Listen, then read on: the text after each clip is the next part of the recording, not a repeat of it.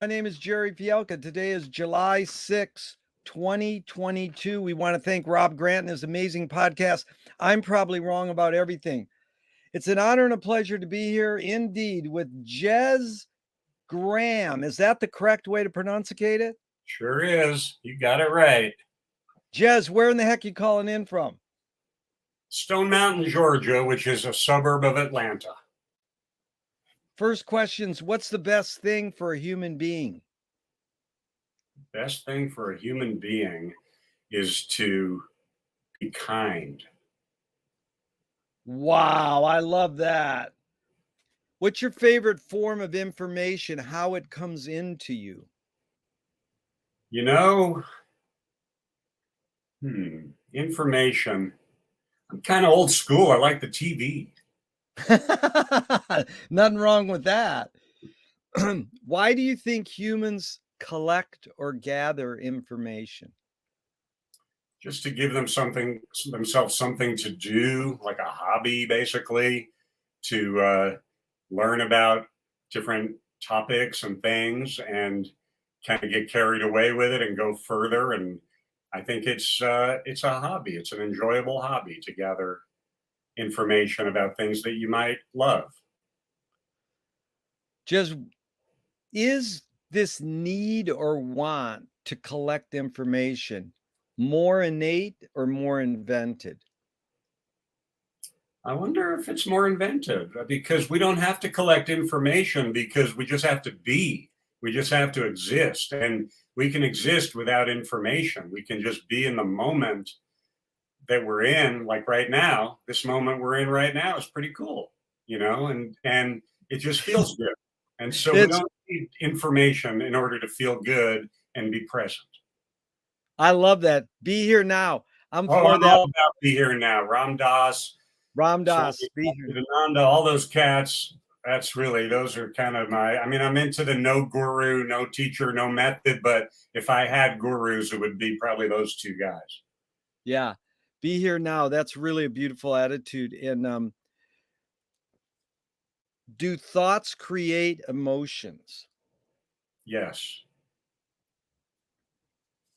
Fill in the blank. I don't know what I think until I. Experience it myself. Nice. I don't want to go with what someone says about something with all this information that's out there constantly, and everyone knows everything about everyone's stuff, but they don't know anything, do they? Unless you experience it yourself, you have to make your own judgment. Well, you really get it, Jez, because this is about inventing new questions and new metaphors. Can humans think without language? Yes. Chomsky says that a language is not just words, it's a culture, a tradition, a unification of community, a whole history that creates what a community is. What do you do when language doesn't work, when language breaks down? Well, I'm really lucky in that regard because I communicate through music. And that's my job actually, to communicate through music. So language is fine, but I believe that music is the universal language, as many other people believe.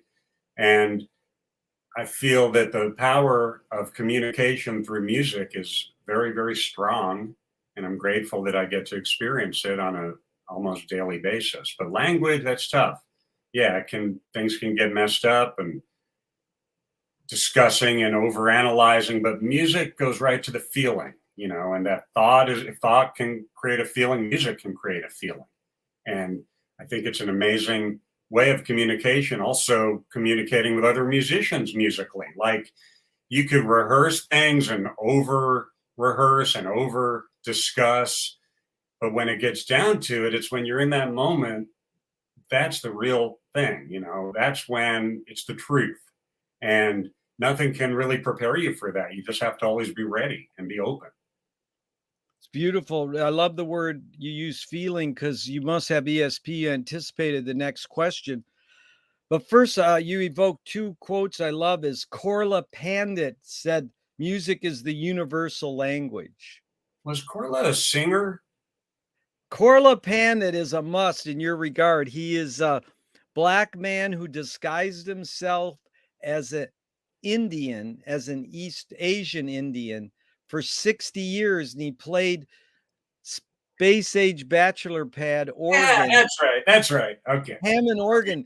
And Frank Zappa wrote a whole song about Corla Pandit called Eccentrical Force. Is that the theme of that song? I just remember about the Hammond organism on that song. That's it. That's what I love Corla played. that. Corla played a Hammond Wow. organ. And Wow. Frank took Corla Pandit's story underwater and called it Hammond organism. Wow. And then the big thing is did Frank know he was a black man disguising himself or not? Because Frank says him and me can play the blues. And you don't usually play blues with Indian guys unless maybe you're Ry Cooder. But this was maybe an indication that Frank knew he was black because a few people knew when he was disguising himself for 6 decades. Wow, you've opened up different uh, aspects of one of my favorite songs, but I never really understood that song. I just like the way it sounds. Study the lyrics sometime. It's a trip. We could do a whole salon on Corla. But the other quote you really evoked was Walter Pater. All art aspires to the condition of music. Like painting, literature, poetry, all wish they could be as cool as music. Yeah, yeah, yeah. I hear you. I hear you. And seeing it in real time is amazing for Yeah. me personally, just because of my gig that I do. I work at the world's busiest airport, Hartsfield Jackson, and I play piano there. And I can see the effect of music on a daily basis. First, on myself, it's healing for me to do it. But I look at it as music therapy when I see the reaction that people have, whether it's someone tapping their foot, whether it's the person cleaning up next to me, sweeping up. I'm kind of in a food court. There's this grand piano in a food court. And then if you see someone move a little bit, just move their shoulder or something or tap their foot. Could be a waitress bringing a pizza to someone and you play something and it affects them. And it's nice. It's just I'm very grateful to get to see that kind of thing, that process in real time on a It's almost daily basis. it almost sounds like you would pay them to have the gig, but how many days a week and how many hours per day do you play? Well, the technically I'm there 4 days a week, but it's pretty much always 5 days a week, sometimes six, because we have six different piano players, and if someone is ill or has a doctor's appointment or something, we all fill in for each other. So we have a couple people out this last couple of weeks. I've been on a 7-day schedule. In fact, July 4th was my first day off, and I think 15 days before that, which is a total blessing because every day is better. Every day gets better. Every gig is better. Every time, every. I mean, I look at it, and this is something I know we'll talk later about Colonel Bruce Hampton, is a great friend, and I had the honor of playing with him. But he always had this theory that no matter what gig you're doing, if it's in some dive bar, it doesn't matter. It's Carnegie Hall. It's the Hollywood Bowl. It's like the top, whatever that gig is. So I've always kind of felt that way myself, but when I worked with him, we really got into that. And we could be playing in some dive bar, or we could be playing at a festival somewhere, it's all the same thing. So for me, playing at the airport, there's noise going on, people are walking around, there's a lot of energy, but I meditate on my way in, I take the train and I'm in a good space when I get there. And I feel it's just an opportunity to do a concert every day. And I go wherever I want to go. I might play 2.5 hours for my first set, but I don't have to. You could break whenever you want, but I might play 90 minutes, 2 hours, 2.5. The shift is 4 hours. One Wow. shift, 4 hours. Although sometimes I do double shifts I might do 4 hours on concourse A and then walk over to concourse E and do another 4 hours. Just depends, but generally it's 4 hours. That's beautiful, and you don't have to, lug equipment or pay for the tuning of the pianos? I have to admit, I got really tired of lugging gear all the time. And I know, and I still do it because I take other gigs, Yeah. and I do it. But I did it for so long. I'm 63, I think now. I lugged equipment for so long, and for this gig, like I said, I take the train to work. Here they call it the MARTA. It's kind of, Yeah. they have them in different cities. In San Francisco, it's the BART. And I take the MARTA. I listen to a podcast on the first half of the ride. I might actually listen to Swami Satchidananda. There's a podcast. I might listen to him, or various things. I might listen to a Zappa podcast, or I might listen to the band, a podcast. I've been enjoying that one lately, or a Dylan thing. Have you heard this Dylan? There's some Dylan one where they pick one Dylan song and discuss it. Wow. I can't remember the name of it, unfortunately, right now. But anyhow, then I switch trains at 5 Point Station, and then I meditate the rest of the ride. And when I open my eyes, all of a sudden I'm at the airport, and I think this is a miracle. You get on the thing and you just sit there and relax and meditate, and all of a sudden you're at the airport. And then I just walk to the piano. And so I have to once I get there, and it's a big airport, so there's a lot of walking involved. Once I get to the piano, I'm just so happy. I just sit down. I have no idea what I'm going to play, ever. Never pick a song, never pick a first song or anything. But I look at the people. I just look at people for a few minutes. I look at them before I play a note. And that tells me what to play. I can look at their shirt. I can look at their face. I know what they might want to hear. And I also like to read T-shirts, which is a little fun hobby of mine. Now, here's something I've learned about T-shirts, however.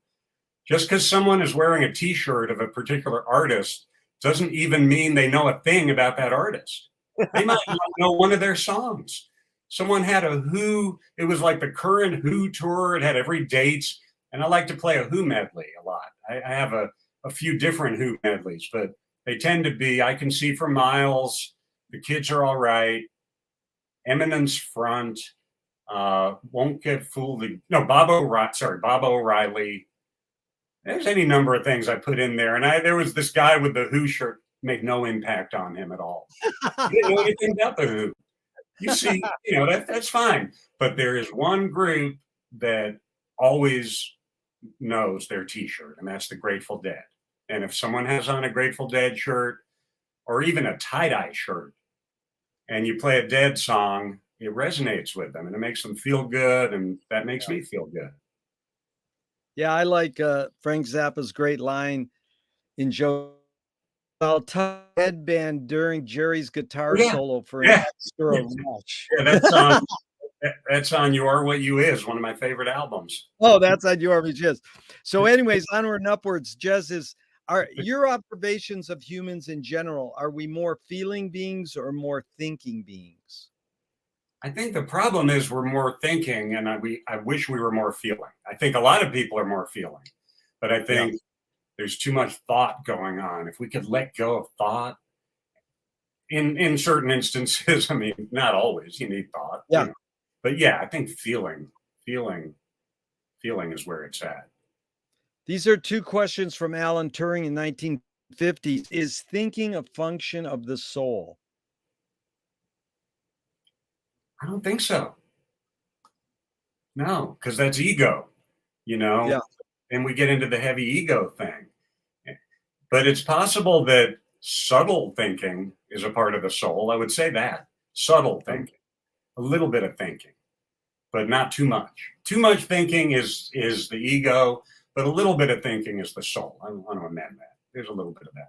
I like the word subtle. I learned from Billy Wilder, make the subtleties obvious. Yeah. The second Turing question is, can machines think?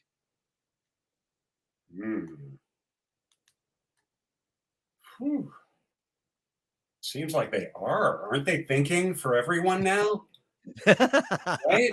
They are thinking for us, for everyone. And I don't know that that's a good thing, but I think that there is an element of truth to that. What do you think? Well, I think you answered the question with a question. You win. That's what this series is all about.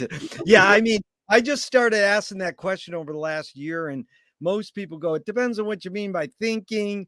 And, you know, it varies because humans invent machines so they can do some types of thinking, but can they do actual human thinking? They can do pattern recognition.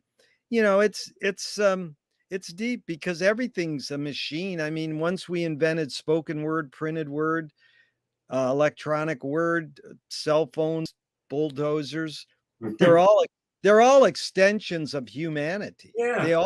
Yeah. They're all extensions of us humanness. So we're going to get into an exact question in that regard. A few more philosophical, and then we'll dive into music. Do you more pursue happiness or more pursue meaning? Ooh, that's an interesting one. There's a song, there's a spoken word little piece on this new, I put out a collection the other day, a 50 song collection of various things I've recorded through the years.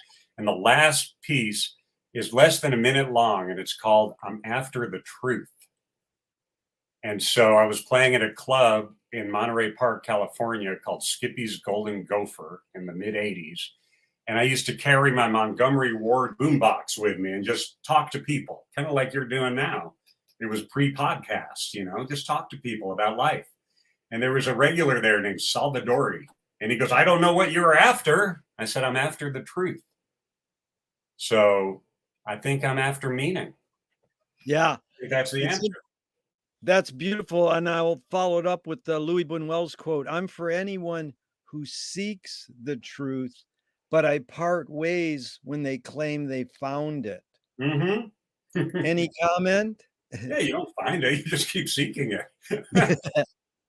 It's a pursuit. Yeah, you don't really get there per se. Yeah. I haven't anyway. Yep. Jez, does the brain more detect consciousness or create it? Like, is consciousness there bubbling away and we're detecting it, or are we creating it? Both. It Yeah. is there. Consciousness is there, but you have to tap into it. And by tapping into it, you create the universe and the world that you choose to participate in. And but you have to create it. It's there, but you have to tap into it somehow. And there's many different ways to do that. And you know, everyone has their own way of doing that if they choose to do that. And some Yeah. people remain unconscious and don't choose to tap into that, and that's all right because everyone has their own journey. Yep. I like the word tap. That's a great verb. What's faster, speed of light or speed of thought? Oh, I don't know. I'll have to pass on that one because I don't know technically about the speed of light. So I No don't know. worries.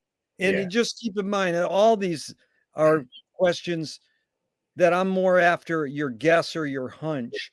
But let's move on. This is a question you were talking about tools and what we use. Audre Lorde said you can't dismantle the master's house using the master's tools. Yvonne Rainer responded, said, you can if you expose the tools. What new tool do you suggest? What new tool do you gravitate towards? It's nothing new. It's just only something really old, which is yourself inside. Wow. Yeah, just within. You know, that's the tool. Tapping into the spirit, whatever that may mean to you, whatever is inside of you, however you want to look at that, whether it's spiritual, non-spirit, it doesn't even matter, but it's within. That's the tool. That is an amazing word. You're a wordsmith, Jez. So what new toy do you suggest? I'm sorry, what? Say that again. What new toy do Toy. you suggest? What new toy? Okay, a new toy. An old toy. An old toy. I don't know, really have new toys. An old toy like a book, a tangible, just a book. A Any tangible book. I love book, that. a tangible, physical copy of a book. Something that speaks to you. Just any book that speaks to you. That would be a good toy. No Kindle Schmindle here. I want the real thing, printed matter. Yeah. I That's me. understand. And Kindle can be used also. I'm not anti-technology at all, Yeah, actually. And I use it. And I do use Kindle sometimes. yeah.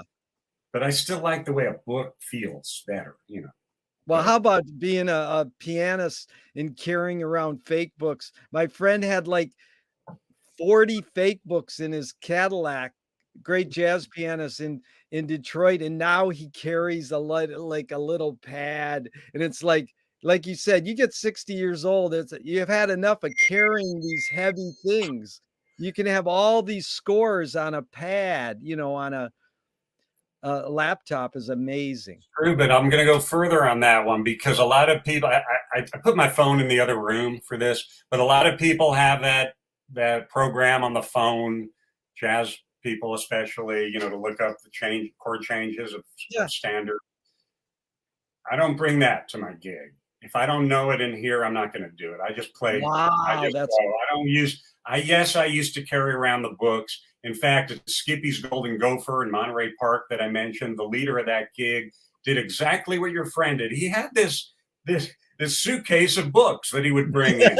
I learned so much from those. I learned so much on Yeah. those gigs, reading these books and having to transpose them because as he would have more Cavassier as the night went on, he would lower the keys of these songs. So by the third set, where Stardust started in D flat, by the third set, it was a tritone down in G. I had to sight read it that way. And so I really learned invaluable stuff from there. But I don't bring the fake books. I have them here. They're all in my library and I refer to No, them sometimes. right. I do refer to them. And if I want to brush up on something, I'll do that at home. But when I'm Yeah, at the gig, I don't like to have music in front of me. that's beautiful. What do you worry about when you go to bed at night? Hmm. How many times? It's kind of selfish. It's a selfish answer. How many times am I going to have to get up and pee? That that I don't I just want to sleep, yeah, for like dude, 7 hours. So. I don't mean to laugh at you. I laugh That's funny. because No, it's when funny. when we get there's 2 jokes. When we get this old, there's 2 jokes I love. The guy says, our age, he goes, "I gotta pee when I'm peeing." Yeah. Yes. It doesn't stop. Yeah, it And goes then for a long yeah, and time. then the other one is the guy goes to the doctor and he says, "Doctor, I'm having trouble peeing." He says, "How old are you?" He says, "85." He said, "You peed enough." Yeah. Really. And some advice given to me by Johnny Knapp, who was a friend of Bruce, Colonel Bruce, and myself, and Jeff Mosier, who you mentioned. Anyway, Yeah. Johnny, he lived to be around 90, and he used to say something that I found very wise. He said, "Never pass an available restroom." That's a never. Yeah, I agree. yeah, yeah. That's good. Okay, so McLuhan learned from the poet Ezra Pound that artists are the antenna of the race. So, when I say artists, I mean musicians, painters, poets. They're broadcasting and detecting the hidden psychic effects of our inventions so that we can learn to cope with what we don't like about the inventions. So, as I asked you the question, McLuhan probed his whole career. Why do we humans ignore the hidden psychic effects of our inventions, even though the artists are broadcasting them to us? Laziness, maybe. Yeah. It's just too much work to and I'm speaking personally on that end. No. It's just that's a lot of work Yep. to look through all that and get to the root of all these things. Yep. It's easier to just kind of coast along you know, and absorb what's given to us. But we have to be brave and we have to strike out and find that truth and find that meaning and find the essence and not just artists, but everyone. Yeah. Bravery, what a great word, and courage. So, do artists have moral obligation? I think so. To speak their truth, to do their art as their truth through their art. Yes, I think so. Yeah. Are you more afraid of new ideas or more afraid of old ideas? New ideas. Jez, can you conjure up your earliest memory ever or one of them? Yes, I'll give you my earliest memory. It took Please. place in Binghamton, New York, which is where I was born. Although I only have a little bit of a memory of it because we moved from there when I was 1. So I lived there for 1 year. So I don't know if I think of it as a memory, but anyway, so my father had a TV show called the Bazooka Bubblegum Hour with Captain Jerry, and they showed Popeye commercials. And I did Bosco commercials with him. Me and my brother Jeff, we were on his Bosco commercials. Now, whether that's just been told to me so many times or if it's an actual memory, but I really can see it in my mind. Being a 1-year-old sitting there with a thing of Bosco, and I don't know. I remember it. I think I do anyway. That would be the earliest memory for me. It's beautiful. Is memory more a curse or more a blessing? I think it's a blessing because we have all the friends that we've had through the years. If you think of a friend, what if they passed on and you think of that person, they're not gone anymore. They're with you, you know? And if they haven't passed on, you can pick up a phone and call them or reach out with the modern ways that people do that. But I think the memories are really a blessing. I think memories are really a beautiful thing. Not to stay in that place, but to have them. You have to move Yep. forward, but having good memories is wonderful. Really well put. And so tell me someone within your immediate family, then outside your immediate family, who had an impact on you like a role model. Just briefly, what was that impact? Well, it would definitely be my father, the guy that did the Bosco commercials. What Um, did you mainly get from your dad, you think? well, there's so much. He had a upright piano. Oh, this goes back to the fake books, actually. This goes into the fake book thing. Okay, so we lived in New York City in the 1960s, from 1960 to 1970 or so. We had an upright piano, with all these fake books. I actually remember the guy coming to the apartment with the fake books. It was a real hush hush thing back then to get fake books. It was like kind of like someone would have a bunch of them in the trunk of their car and you had to know someone apparently. Anyway, so we had all these fake books and a piano. And so I kind of learned to play. It's funny, I have a prop here. I thought this might come up. I have a prop. I don't know if this will come up. This is a copy Yeah. from a fake book. It's the first Wow. page of the fake book. It has like the chord like in C, C minor, C augmented, C diminished, all the different chords going up to the ninths, but in each key, in every key. And that's the first page of the fake book. Okay. So I'll give you one little story about this was I learned to play chords on the piano. My father could do that. And we would sing tunes. Once I learned to play, he might play back then and I would sing, but later I would play and he would sing. But anyhow, I wanted an electric organ, and maybe when were the Doors out? When would it be the time that the Doors were really happening? Mid to late 60s. Yeah, and I wanted an electric organ like Ray Manzarek. I really liked him at the time. My two big Yeah. influences were Chico Marx, Harpo Marx, but also Ray Manzarek at that time. And Yeah. I wanted an organ. And he said, well, if you learn all the chords on this page here in every key, I'll get you an organ. So that was Yeah. a really cool thing because it gave me the incentive to do that. And then I got that little cheesy electric organ. I don't know whatever happened to it, but so that was one way he influenced me. He was in radio. So a cool thing as a young music enthusiast was being around all these records, all the time. So he would come home with what they used to call promos, promo records. And so I learned a lot of records about music from reading the records.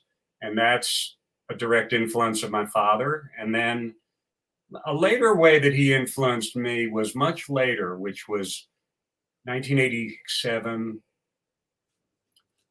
My wife, Mindy, and myself were about to have our first child, Bill.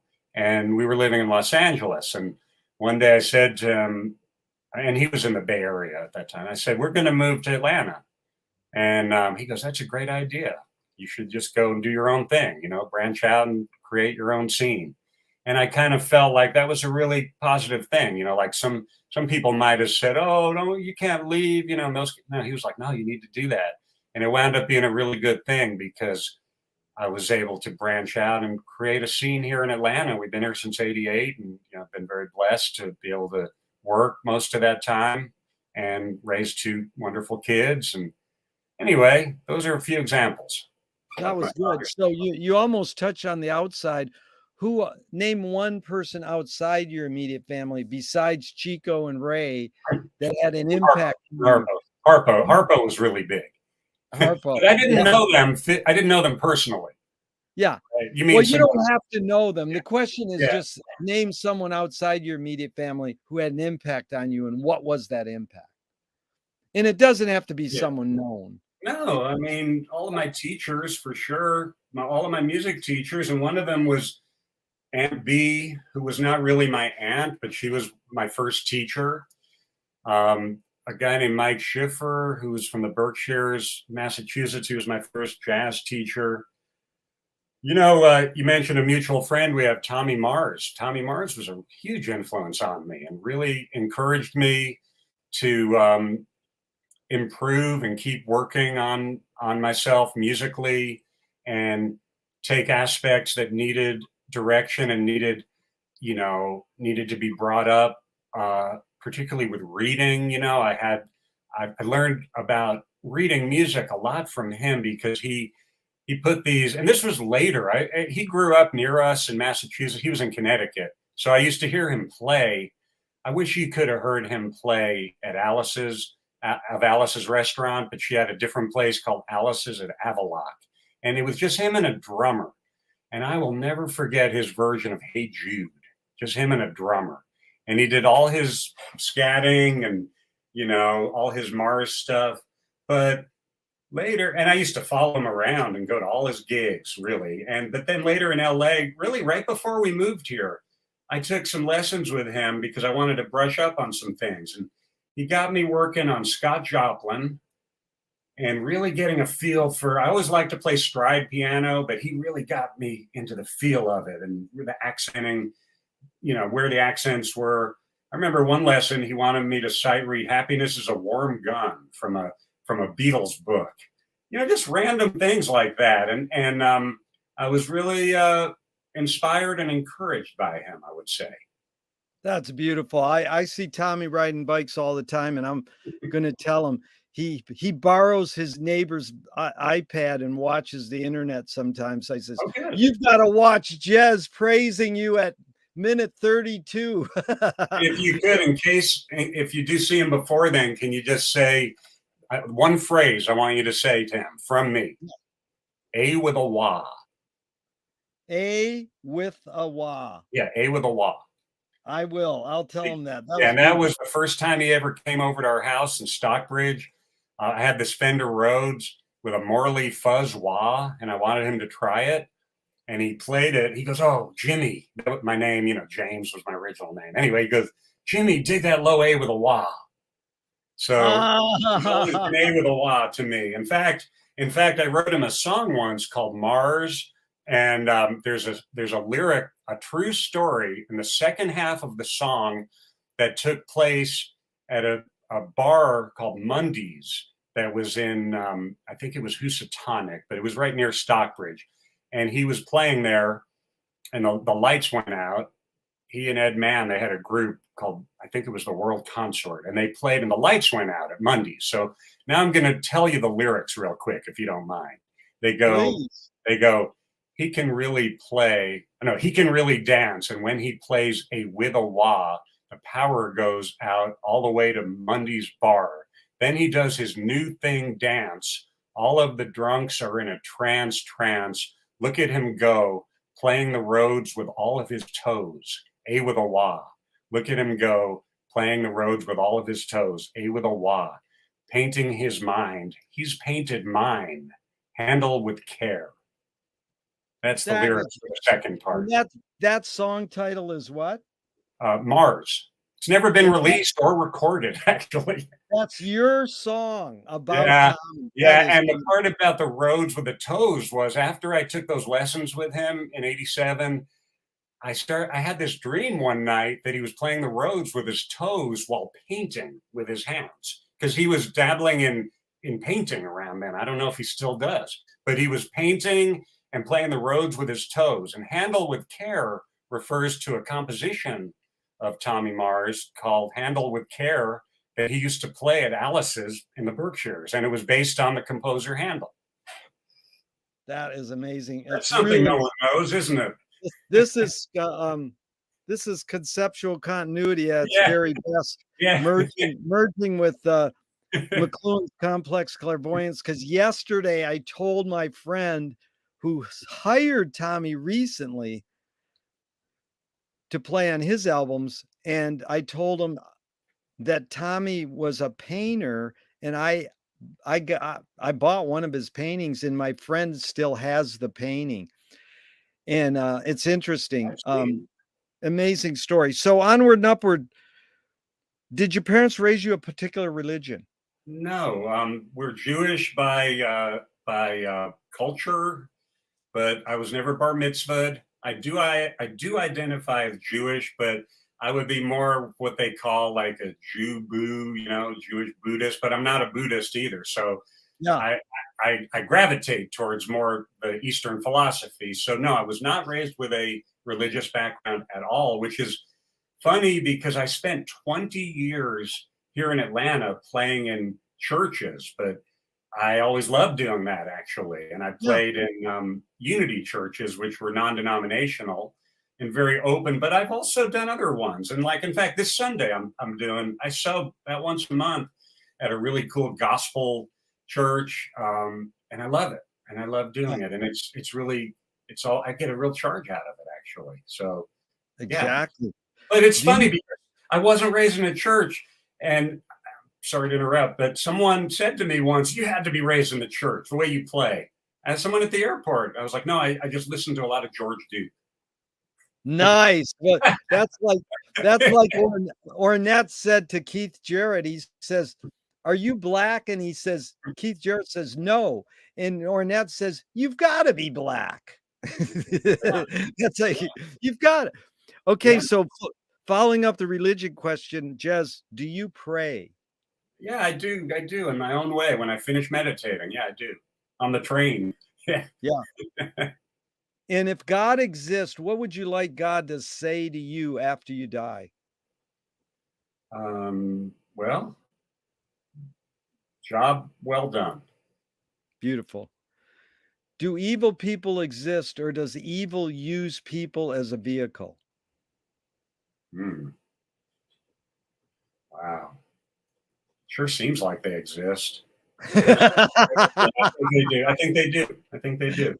I do. And I need to follow up on one quick thing, except I forgot what it was already. It was right before the The the religion question, or religion, praying, God exists, or yeah, God. it was about God. What I call God is Phil.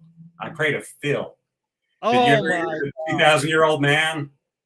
The Mel Brooks 2,000-year-old man?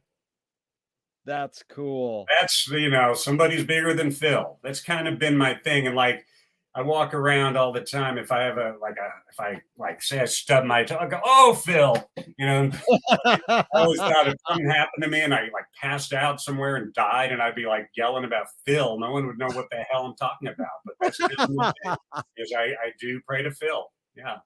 I like that. So the question really is deeper in that, how do you advise someone to deal with an enemy? And I set up with a few modern thinkers' thoughts. Alan Watts says, if you acknowledge your enemy, you empower them.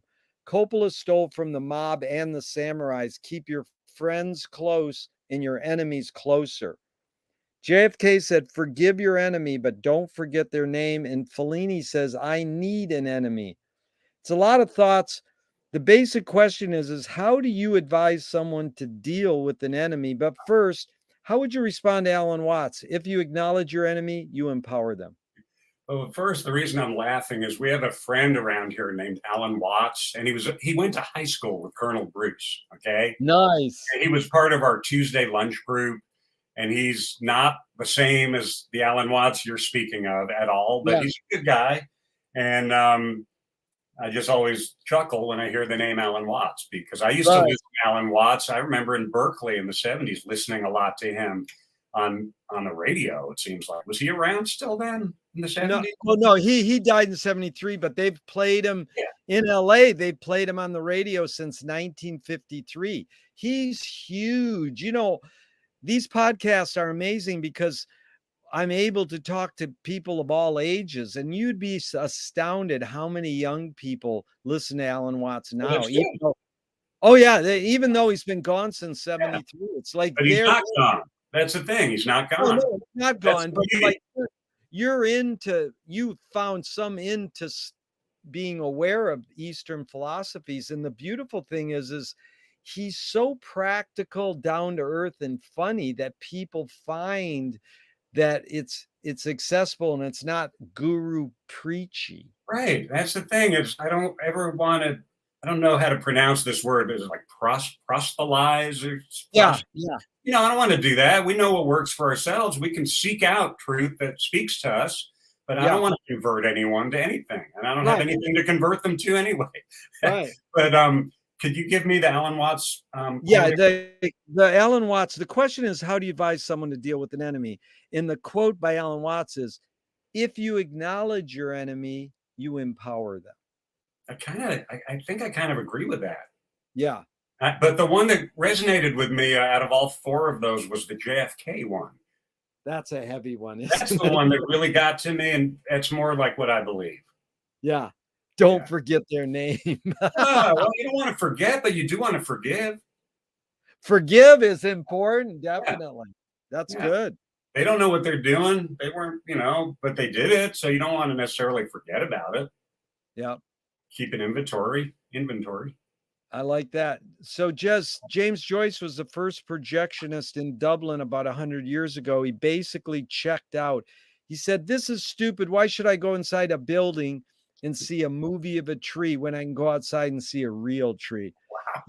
Years later, Faulkner said, "Sometimes the best fiction is more true than journalism.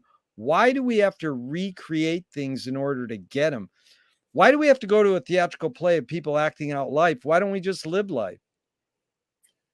Well, it's entertainment.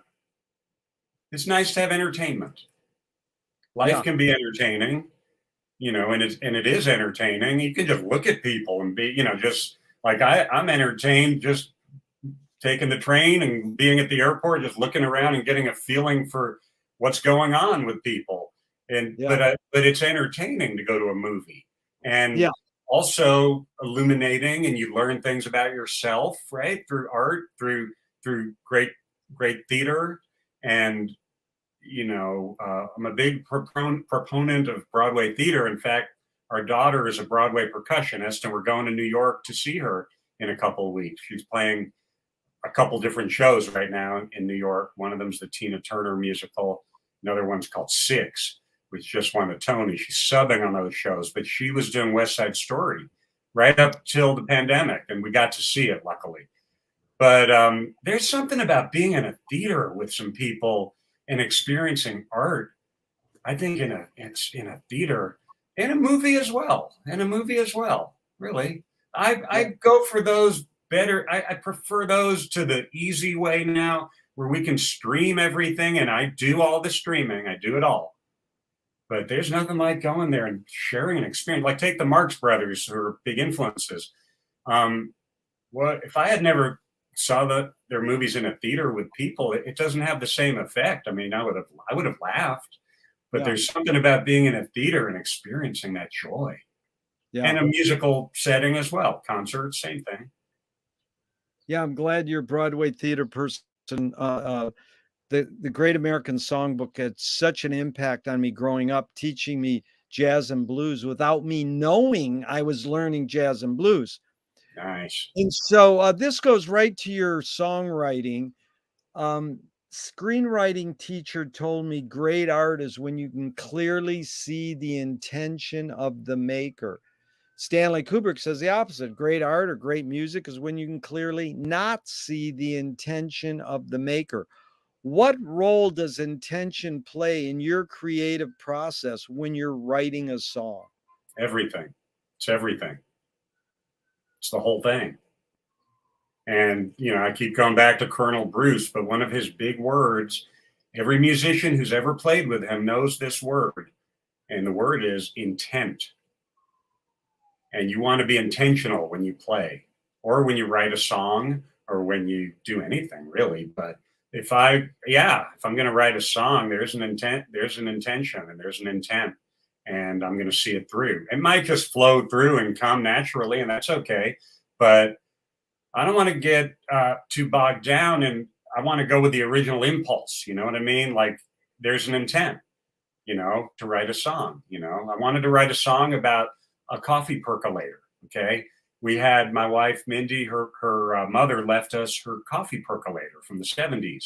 And in the winter, I was frustrated because I couldn't keep my coffee hot, like when you have your coffee and then everyone said, microwave it. I don't want to microwave it. Okay. We did the percolator. I dug this percolator out. And it was incredible. It was the winter. It gets cold here, not as cold as New York, but it gets cold in the winter. I wanted a hot cup of coffee, just like my friend Steve Tasman, who used to work in the Catskills. He said, I want a hot cup of coffee. That's what the people would say to him when he was serving them, Anyway, so I percolated this coffee. I thought, this is the answer. You percolate, you keep it on low.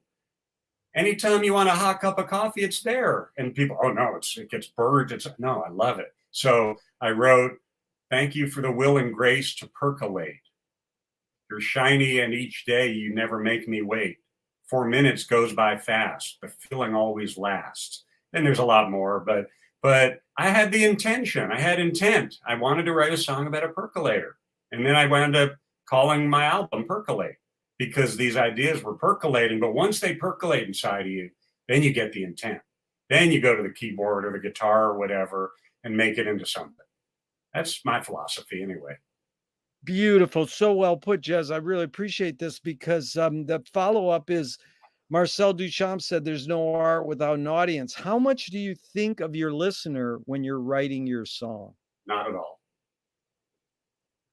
I don't. In fact, because I'm so not into being concerned about career type stuff. And in fact, part of when we left LA was all I ever wanted to do was be a working musician, right? And so I've been able to do that here and be a working musician, whether it's playing in a hotel lobby or in a club or now playing at the airport. And in the interim, I got to go out on the road with Colonel Bruce and experience a lot of highs, and with Francine Reed, another singer. It's great, fantastic singer I worked with through the years. But the bottom line is, if I sit at the piano, that's the whole deal for me. It's a very personal thing. Like during the lockdown, of course, I was really sad that I couldn't be at the airport because I took a year away from there during that. But I went and sat at the piano and I gave a concert for my wife. I gave a concert for one every night. I just played and sang, and I'm going to do it whether there's an audience. I mean, it's a personal thing, just sitting at the piano and making music. I will do that as long as I'm physically able to. Now, having said that, the audience that has mattered the most to me, there are a couple audiences that have meant a lot to me. And one of them I've already told you about, and that's the airport. But there's another audience that meant a lot to me, and I was doing these gigs maybe within 4 or 5 years ago, a lot. And it was two places. One of them was a senior Alzheimer's center where I would play for seniors. And the other one went even deeper. It was at a hospice where I was actually playing, and these are nice pianos too. And the hospice was playing for the families of the people who were about to make their transition. And then they'd come into this room and just kind of collect themselves. And I would play all ballads and the music. And it meant a lot to me how these folks process my music, because I want it to be only healing. I want it to be only a force of good. I want it to be musical ministry, and so and at the airport, the same thing, because everyone's so stressed out and people are really, their flights are delayed and, there's a lot of stress in that place. I'm taking all their stress on and I'm happy to do it. But Yeah. once I'm at the piano, I put it out through there and we have this like conversation, this exchange of energy. So I take that stress, but I put it back as not stress. And then they leave the nicest notes on my, they leave me notes in the tip bowl and stuff. And, saying things like, I thought this was going to be a terrible layover and thanks for making it so nice and pleasant experience, that kind of thing. That's meaningful to me. But other than that, no, I just do it to do it because I have Yeah. something I want to get out of me, basically. Yeah. It's really well put. And Ruth Draper says an interesting thing, and I'm curious your take on it. The key is to bring the audience up onto the stage and into the scene with you. Yeah. It is they who must give you even more than you give them in the way of imagination and creative power. That sounds good, but how do you do that? Well, because it is true, because it's an exchange of energy and it's Yeah, all nonverbal. That's what I love about it. And I yeah. always go back to Harpo. And in fact, I don't know if these letters came out here. This is a great Oh, t-shirt. yeah, I see those. It's a great t-shirt made by Michael Markman, who was he is a great family friend and used to work at my father's radio station. And he's a fellow Marx Brothers enthusiast, very talented person. He's done all kinds of incredible things. But anyhow, he sent me this shirt. And these letters are from A Day at the Races, the Marx Brothers film. And the Tootsie Fruitsy scene, they tie into that scene. But what I wanted to mention about Harpo was when Harpo played, how in a Marx Brothers movie, there was always a part, except for Yeah, in Duck Soup and Room Service, where Harpo and Chico would play a solo, right? yeah, And when Harpo would play, it was nonverbal. He was communicating with people, and there might be yeah, little kids around, and they're looking at him. And it's all done without words, and it's this exchange of energy. And really, if yeah, I model what I do on anyone, it would be Harpo and Chico, yeah, as far as how they transfer that energy in a positive way. And it can be fun. It doesn't have to always be funny, because Harpo was dead serious about his music. yeah. Yeah. So I just think it's an exchange of energy. And, sometimes people will say something to me and we'll have a meaningful conversation about something that might inspire me to play something for them. It Yeah. happened just the other day. And I think you'll appreciate this. And I know our mutual friend Don really did. Don, my drummer from the Bay Area, who I'm still in touch with. He's an incredible drummer and a great lyricist also. But I was playing Uncle Remus at the airport, okay, just the other day. Yeah. And, this has happened quite a lot. But when I play something by Frank Zappa, it really, really resonates with people. There is someone in the airport who is really affected by that. Much more so than many other groups. I mean, of course, I do a lot of the Great American Songbook and a lot of Beatles and Beach Boys and Todd Rundgren and all the stuff I love. But I mentioned Grateful Dead, that gets through. But if I play a Zappa song, someone's going to come over and they go, I can't believe I'm hearing Frank Zappa in the airport, right? And so this particular day, I could tell this guy was a good musician. You can also tell when someone's a musician. Right. Just Oh, know, yeah. just know. And excuse me. So I kept going. I went. I did, and he starts videoing. This happens whenever I play Zappa stuff. People video, and it must be on Instagram or something. So I went into Peaches on Regalia next, and he was having a great time. I could just tell. So I kept it going, and I went from Peaches into another one from You're What You Is. That's one of my faves. What's it called? The Meek Shall Inherit Nothing. kind of a Wow. gospel tune. One of my favorite things with Mars gospel stuff, you know. Yeah. And I went to Dog Breath, and then Why Does It Hurt When I Pee? Oh my It's God. it's a nice song, you know. It's just such a nice song. And then I mean, you know, it's all instrumental at the airport. I'm not singing there. It's all instrumental. But, you know, one thing about P is it's got Tico Tico in it, combined with bombastic pomposity. Yes, yes, Frank yes, talks about it, but he yeah. puts Tico Tico in the middle of "Why Does It Hurt When I I Pee?" know. I didn't know Tico Tico, and it took Frank to mention it and made me seek it out. It was an amazing, Is that enlightening the book. part that you mean like bum, bum, bum, bum, bum, bum, bum, bum? Is it that part? I'm not sure which part that is. Tico. Don't da dum dun don't dun. Oh, the Well, Latin any part. Yeah, yeah. yeah, Oh, yeah, of yeah, course, of course. yeah, Yeah. but And but then it Sofa number one. yep, And I ended with the number one most recognized song by Zappa at the airport, although I have to amend that now and say it's a tie with Peaches. Because yeah, Peaches, I mean, there's something about Peaches. yeah, Everyone knows that song. yeah. So there's one song. Can you guess? It really shocks me that there's one song that, without a doubt, is always recognized with exuberant. I mean, travelers are so excited to hear this song. Boy, I'll give you a hint. It's very simple. It's a very simple song, possibly well, the simplest one he ever wrote, maybe. I was gonna say, Inca Roads, but since you said simple, I Oh would yeah, say, that one's hard. either, Black Napkins or Watermelon Easter Egg. Well, it's funny that you mentioned that because I did Watermelon yesterday because this same guy that I met 2 days ago, he was back. And, and I did that. He was back on his way to Paris. But no, the most recognizable one is Joe's Garage, the title song. Oh my god, I was And gonna it really surprised me.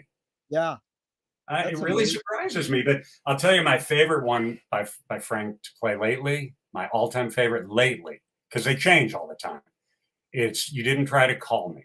And Oh, yeah. but I base it's back to Mars again here, but I base it on a version from 1980. It's on You Can't Do That on Stage Anymore, Volume 1. It's a small group. It's like a 5-piece group with Yeah, Ike and Ray and Arthur Barrow. And the drummer, David Logeman, I've recorded with him with David Marks from the Beach Boys. He's a great drummer. yeah, Not a lot of people mention him because he wasn't with him that long, but yeah, phenomenal player. But yeah, that arrangement of You Didn't Try to Call Me, I just love that arrangement. it's great. Yeah. Beautiful. So, the piano, like McLuhan says, everything we invent extends some humanness. We talked about a little this earlier. So the clothing extends our skin, knife and fork extends our teeth. Maybe religion or philosophy's extension of consciousness. It doesn't have the piano extend for you. What humanness? Well, the piano is me. The piano is the most important part of me. I just have to get to it. I just have to be there by it. I just have to get myself to the piano. Without the piano, you know, I mean, I could play a little guitar, you know, and I guess I could sing, you know, but no, the piano is everything for me. Well, it's a good lead into this. A couple of my film heroes say, ignore yourself. Oh, yeah. Jonas Mekas says, there is no self expression. In fact, Cecil Taylor says, I'm just a vehicle and this stuff just comes through me. So, Jez, the question is stupid, but basically, your thoughts is art making, is music making more self-expression or more you're a vehicle for whatever technology, culture, or environments are dominant? It's all self expression. It's all for me personally. Like Cecil Taylor, though, who I love, um, I just have to open myself up so that it can come through me. You Yeah, have to be open to that and let it come. Now, I'm lucky because the gig I do and the gig that Cecil Taylor did, he could do that. You know what I'm saying? There's a lot of gigs where you can't do that. You have to punch the clock, basically. You have to play yeah, things certain way, and that's totally valid as well. You have to be part of an orchestra. If you're playing Broadway, you better play exactly the way they want it to be played. Or if you're playing in some band that plays the music of you know, so whether it's a big band, I mean, of course you get your shot, to do your solo or whatever. But if you're playing like Beatles music, you want it to be, you know, I mean, I don't like when I play Beatles music, I do my own version of it. But if you're playing in a band doing Beatles songs, it's classical music, right? You want to honor the intent of the composers, So my particular gig is a little different, and that's part of why I'm so grateful to be able to do it, because I Yeah. can just follow my muse and let it let it let the music present itself. Because I don't, like I said, I don't plan the song, so I might vamp on something. I might play a F sharp minor ninth and just groove for a while, and then some melody will pop into my head. It would be like, oh yeah, play Hey 19 by Steely Dan now. Okay. Yeah. And then all of a sudden I'm led to play something by Laura Nyro because I remember that Fagan was influenced by Laura Nyro. And then I might go into a Todd Rundgren song because there's a connection there. You know what I mean? Like when I do God Only Knows by the Beach Boys, for some reason, I tend to play with a little help from my friends right after it. Yeah. Just seems to go well together, but I don't have to do that. But so anyway, yeah, it's amazing how we it's called pattern recognition. And as soon as Frank goes into the solo for City of Tiny Lights, I heard him quote in the notes, basically 5 notes, Eleanor Rigby. It's the notes the hits, and that's what I heard. And I told Mike Keneally this, and he goes, I never heard that, and now it will never go out of my head. Do you recall which version that is? Is that the original version or a different the original version on the album? One, that version? Yeah. The City of Tiny Lights version that we all know. Yeah, the original. Goes into the solo, the first 5 notes. I told Warren Cucurullo, who also lives in Venice, this once, and I said, do you think Frank knew he was quoting? The question is, did Frank know he was quoting Eleanor Rigby? And I don't think he did know. He just hit da da da da da. But it is not like a direct. It's like jazz guys like George Duke quotes Thelonious Monk in the middle of a Zappa song on Bebop Tango, I think. Yeah, George Duke is purposely quoting. He quotes. And he quotes. He also. And he also quotes Shortening Bread. These are jazz guys directly quoting, like the tradition of the jazz tradition, where you quote great melodies. And quoting is great. Yeah, I think it's wonderful. And Zappa did a quote of a song from the Great American Songbook that he was very conscious of. And I'm going to ask you if you know what it is. But one day I was playing over on Concourse A, and I played one of my favorite Zappa waltzes, the song Sleepter, a beautiful waltz. Yes. I love to play that. But later in the set, I was doing some Great American Songbook stuff, and I decided randomly, like very quickly, my head, something in my head told me, I think this would be a good transition into that song that Zappa quoted from the Great American Songbook. You know it. Well, I'm going to guess one, but this we could do a whole podcast. He did a lot of them. Yeah, that's true. This subject alone, because I asked Frank, is it Surrey with the Fringe on Top? No, but I love that song. In fact, Roger. What is? I know what it is. It's called "Isn't It Romantic?" That's it. Yeah, because that's in, I think, Punky's Whips. It's in Punky's Whips. Yeah. And I'll tell you, I was sitting in a car with Frank once, and I says, dude, you quoted Surrey with the Fringe on Top once in the middle of your guitar solo in Australia, like in the mid-70s. He goes, I knew all those shitty songs. And I was like, dude, those aren't shitty songs, man. He didn't want to admit that and this is a podcast. I'd love to do like a few follow-up podcasts with you, because he, and I've talked to Tommy Mars about this. Frank was influenced by Richard Rodgers. If you listen to Richard Rodgers' use of Chinese mallets, fast little Asian kind of riffs on the marimba sound. Yeah, I've never thought about that, and that I makes a know, and then there's Surrey with the fringe on top, then Frank, then Tommy knows a couple that he specifically loved, but then in Thingfish, he goes, "They'll be swooshing across the plains, Oklahoma." yeah, He's of talking course, of about it. course. Yeah, You know, two things. I've been on an obsession of Rodgers and Hammerstein lately. I yeah, dug out this old book from Carousel. yes, I used to sing from this when I was a little kid, and I've been haunted by some of these melodies from a piece called Soliloquy. But the yeah. other thing is, you mentioned Thingfish. I do one of the Thingfish songs occasionally at the airport, and I guarantee you, no one has ever recognized it, and probably never will. White Boy Troubles or No, but which one? Brown Moses. Oh, I was gonna say Brown Moses. It's a Those are great my song. I love those that are with my Johnny 2 Guitar. favorite. Yeah, With my Johnny 2 Guitar. favorite songs from Kingfish are And also, from you mentioned Warren. Did you say Warren lives in your area? Warren lives in Venice, yeah. Well, if you see him, tell him I said, hey, he probably won't remember me, but I auditioned for Missing Persons back in 1980 and played with them, several times, was brought back later and, looked promising. And they were so sweet. I mean, Warren and Terry helped me carry all my equipment in, to the place they were rehearsing. And Chuck Wilde got the gig, and he was the right person for that job, and he had the right equipment. Listen to this. I had a Fender Rhodes. Okay, a Fender Rhodes is not an 80s synth pop as much as I love the Fender Rhodes. And Yeah. I also had an Electro Comp, which Mars told me to get, but I could never get it to sound as good as him. And that brings up one other quick thing that you mentioned, Shuggie Otis beforehand, and I'm a huge fan of his, and I got to play with Shuggie a little in 1980, also at Johnny Otis's house. I went over and played with him and his brother Nick a little bit. We basically jammed a bunch, but I had the Electro Comp.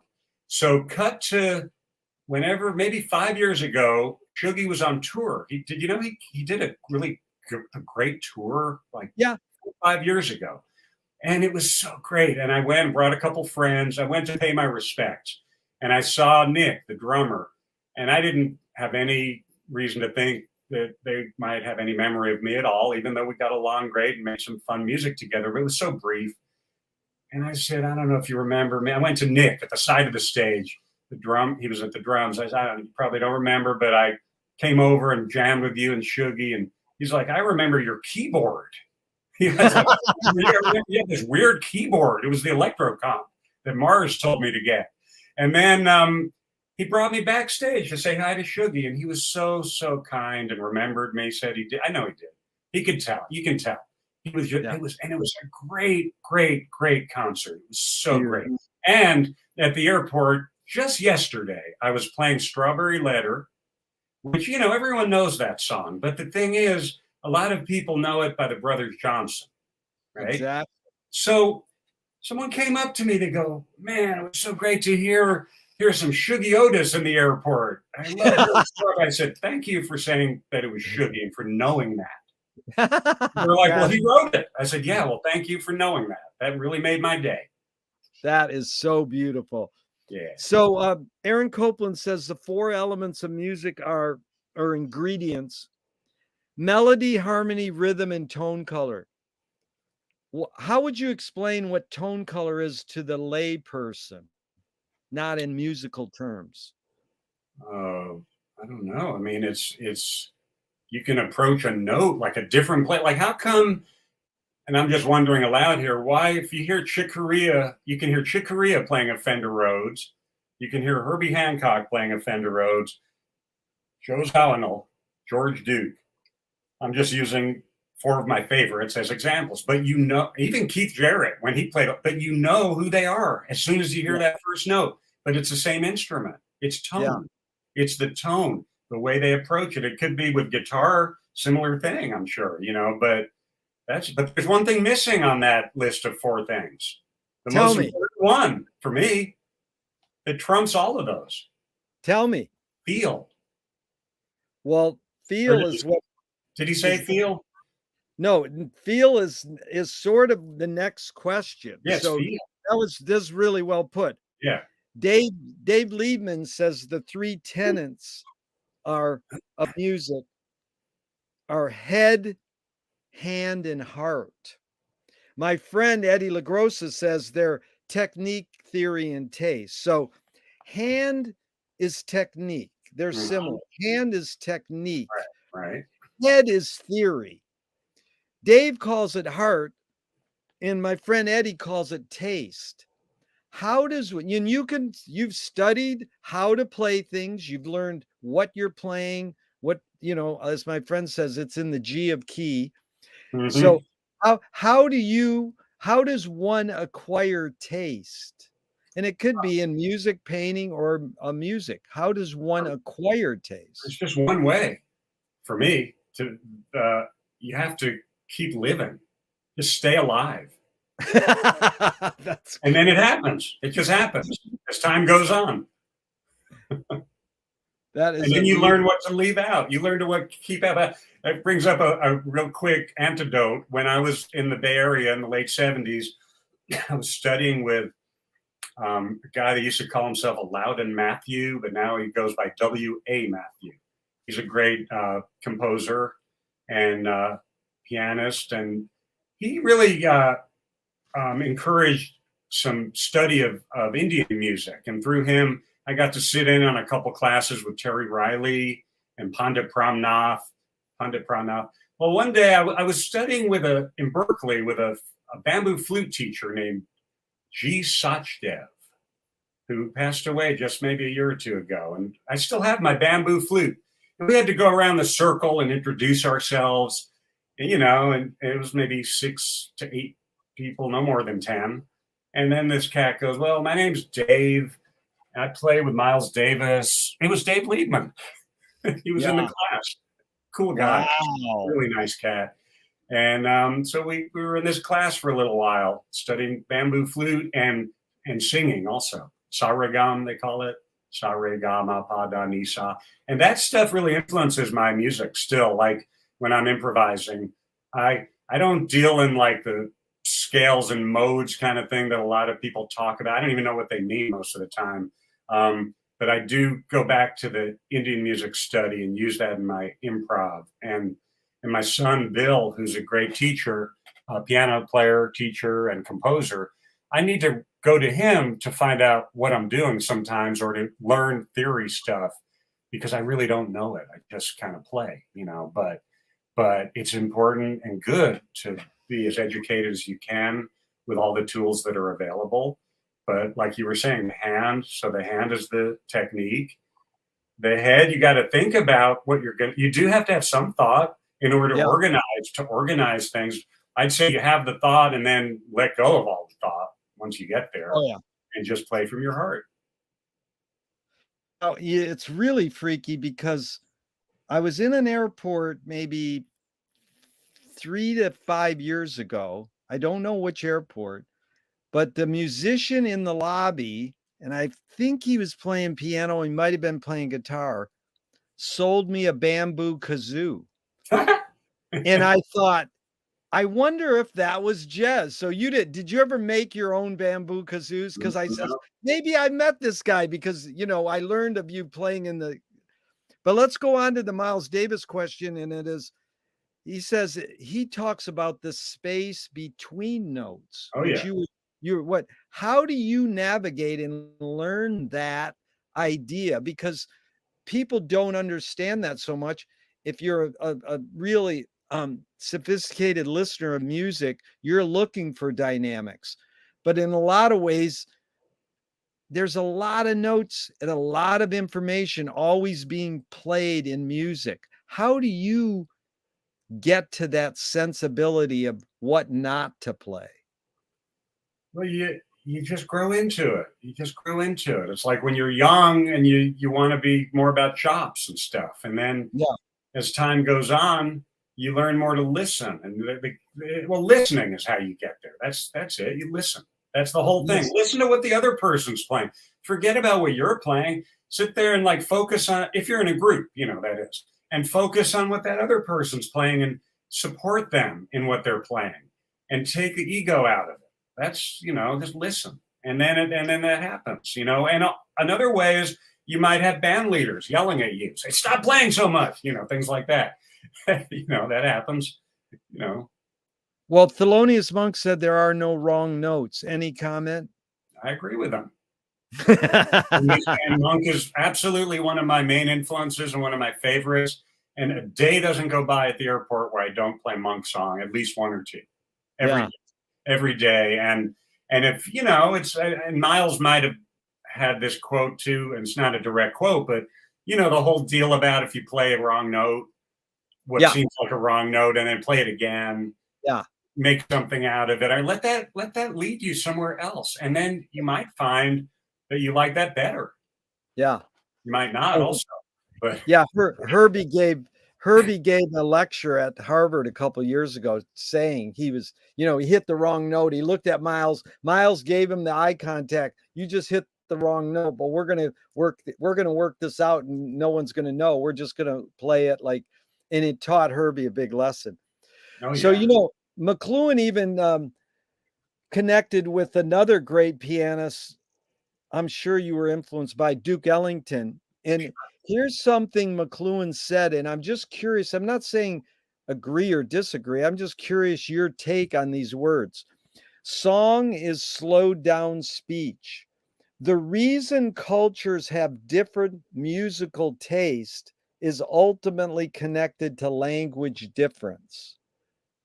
I don't know about that. I mean, the speech thing I could see, but because I play in the international terminal and I play for so many people from different places, and I see that music is the universal language, I don't find that it's like a thing relating to the area as much. I think music makes its own area, makes its own countries, and then everyone's a part of that country. So Good. I don't know if that Good. makes sense. No, that made a lot of sense. Good. Jez, can you tell me an instrumental or name an instrumental that makes you laugh? Cosi Cosa from A Night at the Opera. Nice. It was written by Bronislaw Kaper, who wrote a couple of the American songbook songs like Invitation. He might have written Green Dolphin Street, possibly. Hi, hum a few bars of Cosi Casa. Cosi Cosa, it's a wonderful phrase, fa la la la. And if anyone asks you how you are, it's proper to say Cosi Cosa, Cosi Cosa. Yeah, and they're going through a food line, and Harpo's putting all the spaghetti on his plate, and but that's not an instrumental. Oh, an instrumental. That's vocal. Yeah. That's vocal. That's true. Right. The question was name an instrumental. Okay, it's got to be an instrumental that makes me laugh. Yeah. Oh, okay, that's true. You did say that. I'll give you one. I would say there's a song. The thing is, it had words in one. It's by Zappa, but it had words in one version. But the version that I heard first didn't have words. I know what you're saying. It's on Sleep Dirt, and I'm trying to place the title. It's not, I know exactly like what you're saying. It's George Duke on like a cocktail jazz thing. It's on Sleep Dirt. It's not. I know. We'll look it up, but it's good because tell me, because that made me laugh so much the first time I heard it. I think it's the second Flambe. Yeah. It's a great. That one made me laugh so hard the first time I heard it. And another one would be something by Todd Rundgren that's on A Wizard, a True Star, and it's called Tick, Tick, Tick, I think. It's right after Never Never Land on A Wizard, a True Star. That one makes me laugh. That's instrumental. Nice. Did you know Todd does a cover of Camarillo Brillo? Yeah, someone hit me to that when he was doing it on the road, and it blew me away. But also, you must know, that he did a wonderful version of America Drinks and Goes Home. No. Yeah, it was an encore at his Tiki Hut tour with a twist in 1998 or 9. John Forensic is a great keyboard player, wonderful person as well. He played it with them. It blew my mind because it was the end of the show, and it was where they were set up as kind of a cocktail group in a tiki bar. And so he involved the audience. 10 audience members got to sit there. And at the very end of the show, they came on back and did America Drinks and Goes Home. It just blew my mind. It was so Unbelievable. good. Yeah, he loves Okay, so Zappa. Todd loves Zappa. I asked for 90 minutes and we got 10 more minutes. Can you go longer, or should we do a few more minutes and then do a part 2? What would you prefer? We can keep going or what? Go a little longer. Sure. Okay, let's go a little longer. Okay. So do you know, I mean, this is an aside really quick. The pianist who Frank is making fun of in America Drinks and Goes Home. No, I do not. I'm going to hip you to this guy. Someday when we meet in LA, I'm going to take you over to my wife's pianist, Brad Kay. He trades records with R. Crumb. He's like an amazing musicologist. He plays, you know, like Fats Waller and amazing pianist. Cool. I said, you guys got to do America Drinks Goes Home. And as soon as he heard the piano in the background, he goes, oh, and it's some obscure name, but I'm so amazed that it hasn't come up in the tons of Zappa literature out there. And the big one was Frank aware of who he was particularly making fun of there, or it was a type of sound? Because, you know, can I give a guess? I have one possible. Can I guess real quick? Oh, yeah, please. It's not Cameron Cavallero, is it? It could be. How do you spell Cavallero? How do you spell the last name? Not sure. Cavell, Cavellero. Elero. Oh, yeah. No, it could be that, but it's very interesting. And it's like when Frank once, I saw him at a rehearsal tell Chad Wackerman to play like Herman's Hermits beat.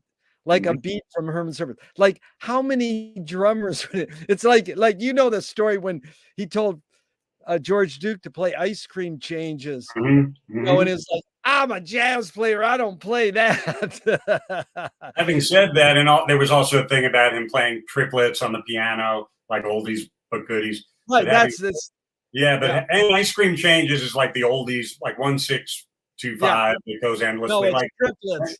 Memories of El Monte. Memories of El Monte, that thing.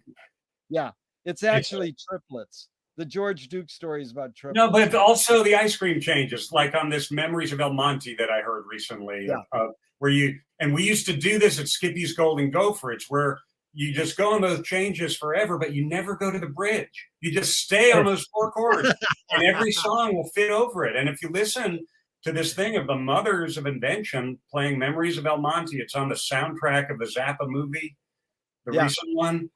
I've never heard that. It's fantastic. They just keep putting songs over those 4 chords, including a Great American Songbook song called The Way You Look Tonight. That's Sinatra and Astaire did, but they fit that over those chords. But one thing is George would do that, though. He might have said that, but he did all that stuff, because I was listening to this new thing. I don't know if it's from Erie or something like that, from 74. And they're doing some earlier Mothers stuff, and George is singing so great with his growl in his voice. Yeah. Might have been Ain't Got No Heart or one of those tunes, but on one of those tunes, there he is doing those piano triplets. And I just thought, God bless him. You know, I got to hang out with someone you would have loved too, is Ray Collins. Yeah, I love his singing. He's one of the greatest white. You know him? Did you ever meet him? I knew him. He died. But I got to hang out with him a little, and he taught me that phrase, ice cream changes. Yeah, it was true. That's what all the clubs did, and they still do, actually. Yeah. So, Jez, Moshe Feldenkrais works with healing and movement. He says it's literally possible to identify a weakness and incorporate it to become a strength. Tell me a weakness you turned into a strength. Yeah. Singing. I wanted to sing, but I wasn't that good at it. When I was when I was younger, I wanted to write songs with words. I wanted to sing, and I wasn't that good. I think it was because I was a much better piano player, but I had a lot of heroes who sang as well, like the Beach Boys and Todd Rundgren, and, some of the pop music, the Beatles. So I took some lessons. I took some lessons in singing. When I got to Atlanta, I took some vocal lessons. Other than Indian vocals, other than that, and also when I was very young, 6, 7, and I had vocal lessons with my Aunt B. I was a good singer at 6 or 7, but my voice hadn't changed. In fact, a lot of those recordings are on my website on the double album. But anyhow, I took vocal lessons here in Atlanta, and I feel like I learned it. I took a weakness and I worked really hard on it, and I started doing vocal gigs where I had to sing all night, and I feel like I got to where I was happy with my vocals. Beautiful. Well put. In T.S. Eliot said that poetry is outing your inner dialogue. What language is your inner dialogue in? Meaning, like, is it in English, you mean, or is it in? Well, it's more metaphorical, Yeah, but it's like what form is your inner consciousness in? it's well, it's in music. It's in music Yeah. because it always goes back to that. It always goes back to, like, you start some music thing starts taking shape. Well, it's even if you can't sleep and you're worried about it, you're going to be up all night peeing or whatever. But then some music thing will calm you down, some pattern, phrase or something. You know, Why pee when you can hum? yeah, you can create music in your head. You don't even have to. I think El Shankar might have said this a long time ago. You can practice in your head. You don't Yeah. even have to be on the instrument person. I mean, if you do want to. Yeah. But if you can't be, you can still practice in your head and work on music. And it's also good to get away from music sometimes too, to take a little break. Yep. I never do it, but I've heard that it's good. What's more important, conviction or compromise? Conviction. You've accomplished a lot in your life. Rate these 3 elements. What played the biggest role, second and third? Luck, skill, and ambition. There's definitely some luck in there.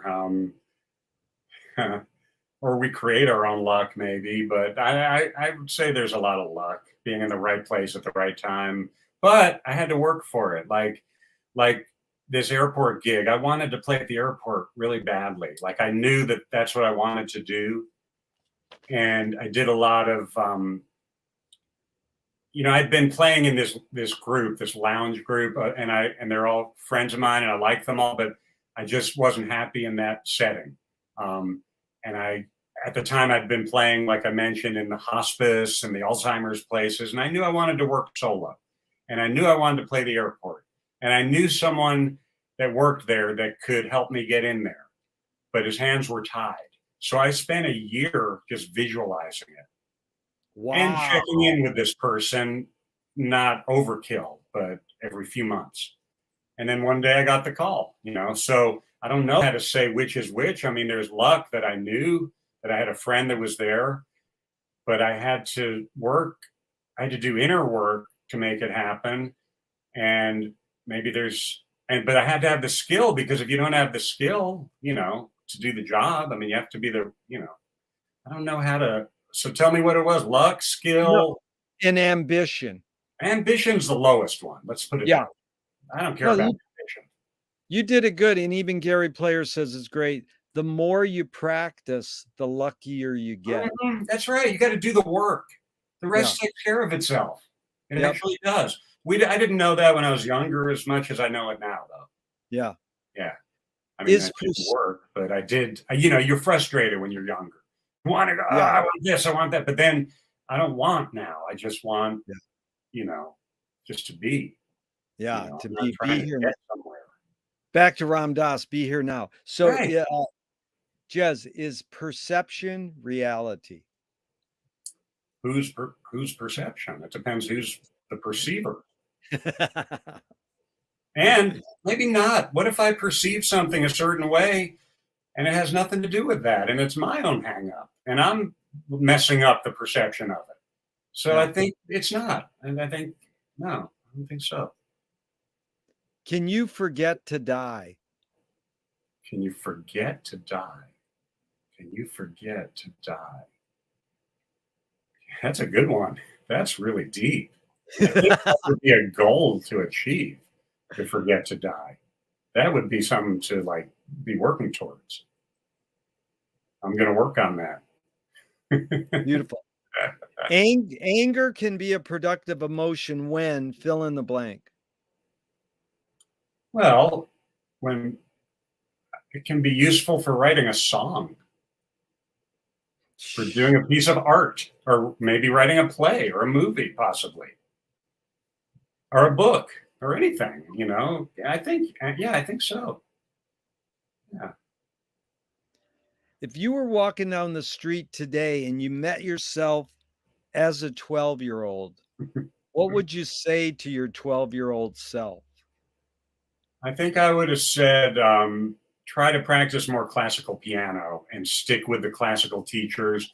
Don't blow it off because you want to just do your own thing. Like I like doing my own thing now, and I love it. But I was never as good of a legit classical type player reader, and I work on it in my later years. And I have this beautiful piano I inherited from my father, and it's the one I used to practice. It was built in 1897, Sommer, and I pretty much exclusively practice classical music. It's if I practice, it's Mozart and Bach, basically. And I wish I had done that. I would say to the 12-year-old, you need to do that. You should do it because I didn't. And my parents were, they were incredible parents, but it was also do your own thing. It was those times, you know. So, um, and I went more into jazz, and that was really cool too. But I had this teacher in New York. It was very strict classical, and I didn't want to do it. And so I think if I said something to that kid, I would say, stick with those classical lessons. It's only going to help you later on. That's what I would say. Beautiful. The music writer Ben Ratliff has an amazing quote, and I'm going to read it to you. I mean sound, and he puts the word sound in quotes, as it has long functioned among jazz players as a mystical term of art, as in every musician finally needs a sound, a full and sensible embodiment of their artistic personality, such that it can be heard at best in one single note. Yeah. So, you know what he's saying there. I'm just asking you if you if there was a music writer who was describing Jez Graham's sound, what 2 or 3 adjectives would you feel honored or feel this writer got accurately? I could tell you what he said about Miles, Coleman Hawkins, and Train, but I'm curious what you would say, how you would feel honored if this music writer said Jez's sound is, They would say, I would like it if they said creatively enthusiastic. oh, that is good. And of course, speaking of the one note, and you mentioned a couple of them, but it's so, and I'm not there yet. No one can tell it's me from one note, but the people that you know who they are, you mentioned Miles and Wayne Shorter, it's him in one note. Carlos Yep. Santana, Zappa, um, you know, um, I mean, it's like that whole one note thing is very deep, but I think of all of them, Miles would be the top. Yeah, well, that's funny because here's the it's actually in the new Bill Frisell book. And here's what they said. Miles is fragile and pointed. Coleman Hawkins is ripe, mellow, generous. Train is large and dry, slightly undercooked and urgent. And Bill Frisell's is rubbery, wobbly, and woozy. Nice. Oh, they got 3 adjectives. Yeah. That's cool. So back to Eastern philosophy for a second. Alan Watts asked 5 quick questions just off the top of your head in a few words. First one is, who started it all? Phil. Are we going to make it? Yes. Where do we put it?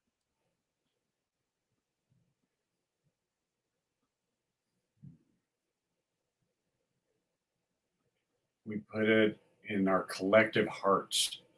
Oh, that is beautiful. Who's cleaning it up? Phil, Is it serious? yes. Wow. That was really good. Jez, this has really been fun. Oh, it was a Few ball. Had a ball. few more here. Should toilet paper go over the roll or under? Over. Why? It just looks better. It's easier to get a hold of. If a publisher was to release your autobiography off the top of your head, what title would it be?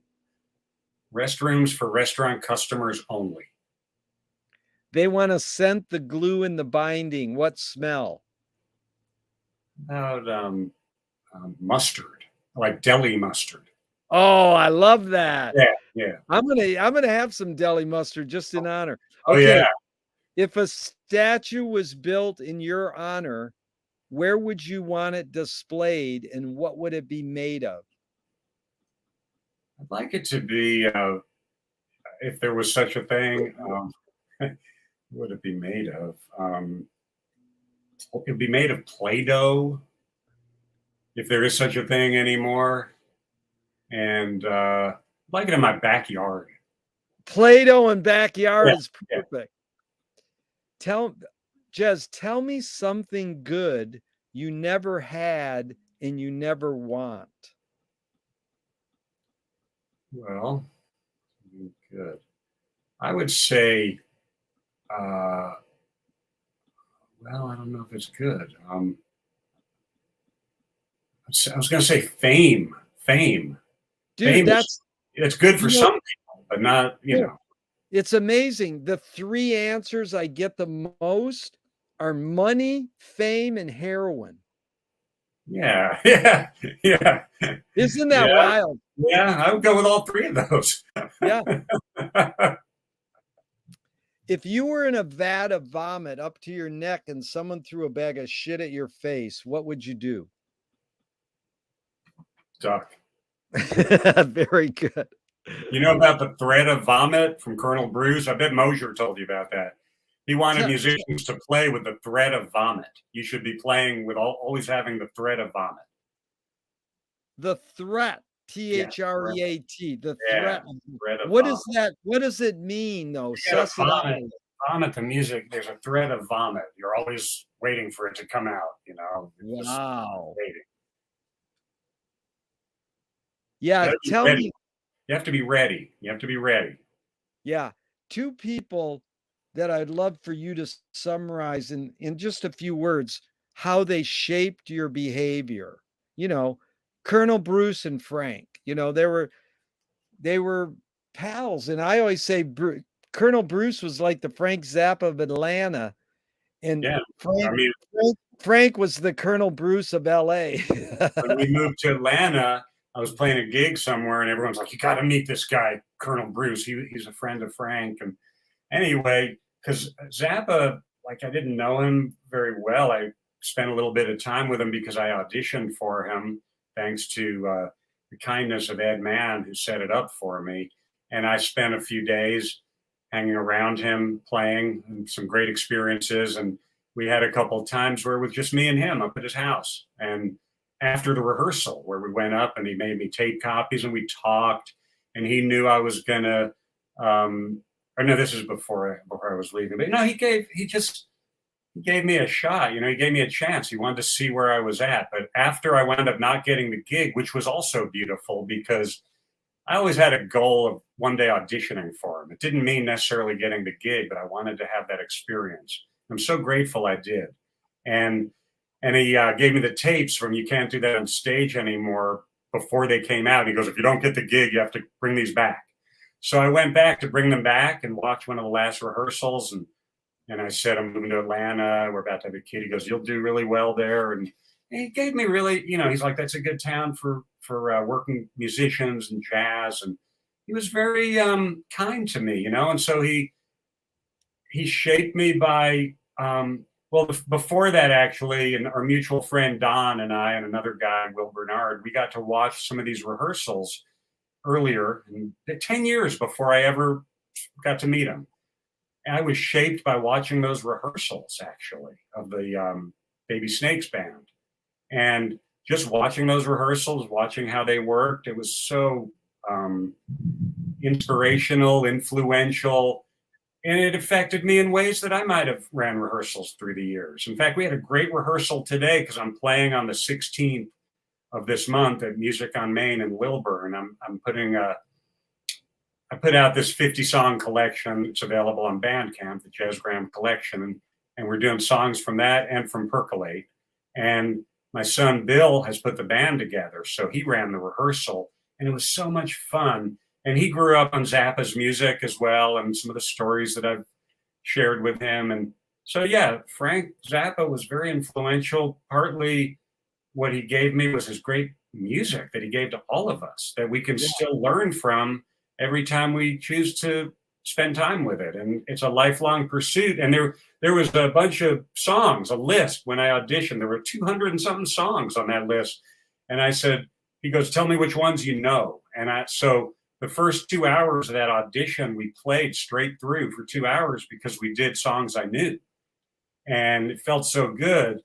And then I alluded to it about the classical thing, but I wish I had had my reading more together to have passed the sight reading part because I failed badly on that part. Yeah. Anyhow, I would say I learned what he gave me was the joy of sharing music with other musicians. And you know what? Actually, here's what I got mostly from it. Do your own thing. And from Colonel Bruce. What I got from them both is take that inspiration and put it into your own art. That's how I feel about it. That really, Colonel Bruce, he was a great friend. He was more than anything, he was a friend of my wife, Mindy, and myself. He was over here all the time. We had lunch every Tuesday with this great group of people. And, I just played with him by happenstance. I never even tried to play with him. We were just friends. I never, ever asked him if I could play with him. He asked me one day. And so I did. And he brought me to some great places. And I got to experience really cool things, like when we played at BB King's in New York at the Allman Brothers Jam, it was called. We went on at midnight. I guess they were at the Beacon, and we were at the BB King's Club. And Warren Haynes from the Allman Brothers came over afterwards. I invited my friend David Marks, the original Beach Boys guitarist, and they also invited Nels Cline. And the three of them were on stage with us, and my cousin Peter Grant on drums, who's a great New York drummer. And it was such a thrill to do that. So Bruce brought me to a big festival in the Bay Area, the LSD festival. I don't even remember where it was, but I mean, I played places with him. Nashville. We used to fly to just wild places where we would fly in and do these shows with different musicians. I met so many people, but what I really got from Bruce was friendship more than anything else. And Beautiful. friendship. And everyone who knows him will tell you the same thing. He made you feel like you were the most important person in the world to him because you were when you were with him. And having one-on-one time with Bruce, because we traveled a lot together, and we spent a lot of early mornings in the, the part of where they put the waffle machines and all those things, having the early bird breakfast. And we spent a lot of time just hanging out and just being together. And it was just something I'll always appreciate the time we had together. And he's still here. There's a red cardinal outside that comes here every day, and we know that's him. He comes around the bird feeder, knocks the other birds out of the way so he can get the water. And, he checks in. Yeah, he's doing his best, little Richard through the bird. Oh yeah, oh yeah. He's doing flips off the bed. Well, Jez, you've spent many years with Mindy. How many years you been with Mindy, and how do you explain your longevity with your wife? Yeah, I mean, it's the greatest thing in my life is Mindy and our kids, and that's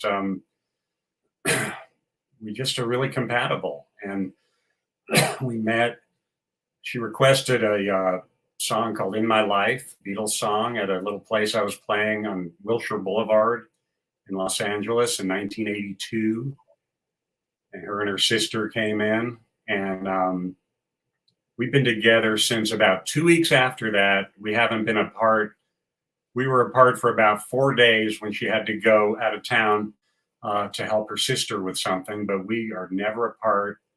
She's my biggest support system, and I'm her biggest support system. And even though she's not a musician, because both of our kids are great musicians, we always call her the manager. And she keeps us together, and we wouldn't make it without her. And I've written 22 songs with her name in the title.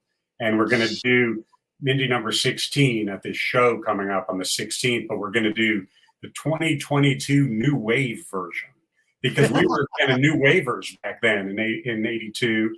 And our new drummer today, we're talking about when you play different things. He played a different beat. It's a fine drummer named Radley Fricker. And my son, Bill, brought him in. And he played it double time where it's usually halftime. And I said, wait a minute, I like that. Let's just keep that. That's for 2022.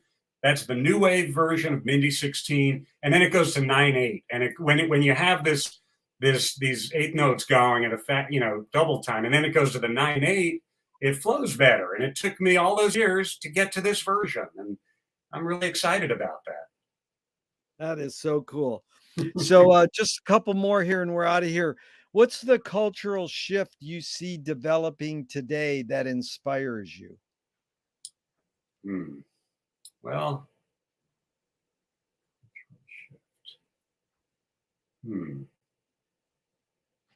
not sure that I don't really see one. Yeah. Maybe the young people are more informed and proactive. I guess if there's one that I have faith in the young people to take us forward and survive this mess we're in. Really well put. So Thornton Wilder in 1928 said, art is confession. Art is the secret told. But art is not only the desire to tell one's secret, it's the desire to tell it and hide it at the same time. You've laid your cards on the table for over almost 2 hours. I'm not insinuating you haven't already answered this, Jez, but what's it really all about for you? It's just what I said at the beginning, is being here, being present, being kind, putting, just the old 60s stuff, all the stuff I grew up on. I had really hip parents, my mother and father, they were very hip. In fact, I still have my mother's copy of Be Here Now, the original copy. That was her book. And she's out in LA still doing her thing. And we're going to get out there. We're going to visit her, and I'm going to come visit you when we do that. Please. Yeah, but just being a positive force in the universe. That's what it's about, and being present. Well, you'll love the story behind this last question, but I'll ask it first and then tell you, what gives you the most optimism? Young, the youth of today. I still feel like I'm the youth of today. I still think I'm 12, and I know I'm not. But it gives me optimism. The young people, my kids. I mean, on a tangible level, it would be our children, because see what they're doing in their world with their music, but more importantly, in their lives. So that's on a personal level. That's what gives me the most optimism. Yeah, the beautiful thing is that's the answer I get the most is the youth, and it's really amazing. We have hope. The kids today. So, the first question I ask is, what's the best thing for a human being? And I got that from my friend who studied Wilhelm Reich. And she said, the answer is, what's the best thing for a human being is another human being. And so then it goes full circle to the last question is, what gives you the most optimism, is the question they asked Groucho Marx at the end of his life. And he says, what gives you the most optimism? And he said, other people. Really? Which is funny because, he spent his life cutting down other people, but indeed he knew he needed them, That's really interesting. I never knew that. Yeah. Well, we got a lot of crossover friends and well as heroes in our life, you know, and That's it's really cool. been it's really been an honor and a pleasure. We got to thank Don for hooking us up. Yes. And God I'm bless gonna, Don. Donald yeah, Rowland. Donald roll. So I'm gonna hit the end button, but I hope this never ends and we can keep on talking and making musical podcasts forever. I loved meeting you, and you asked really compelling and inspiring questions, and this was just a complete pleasure for me. Thank, thank you so much, Jez. Thanks, Jerry. See you next time. All right.